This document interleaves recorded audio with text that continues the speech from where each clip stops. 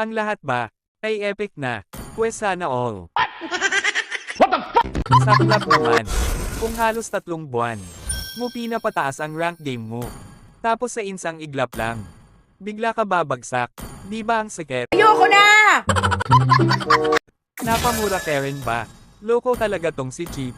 Dumating pa ang Chip naman. Huwag kayo iiyak. Ayan tuloy. Ang hirap na nga manalo sa game.